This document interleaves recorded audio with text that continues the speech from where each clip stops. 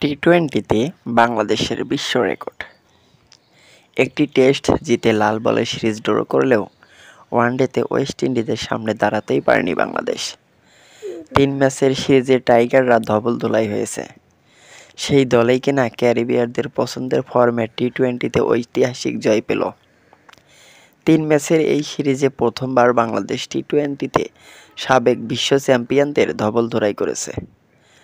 সিরিজের একটি বিশ্ব রেকর্ডও গড়েছেন তাসকিন মেহেদীরা। গত ১৬ই ডিসেম্বর ওয়েস্ট ইন্ডিজের বিপক্ষে ৬ বছর পর টি-টোয়েন্টিতে সিরিজ নিশ্চিত করে লিটন দাসের দল। এটি ছিল সেই সিরিজের তৃতীয় ও শেষ টি-টোয়েন্টি ম্যাচ। ম্যাচটিতে ৮০ রানের বড় জয়ে প্রথমবারের মতো ক্যারিবীয়দের হোয়াইট ওয়াশ করল টাইগাররা। এদিন সেন্ট ভিনসেন্টে টসে জিতে আগে ব্যাটে নেমে নির্ধারিত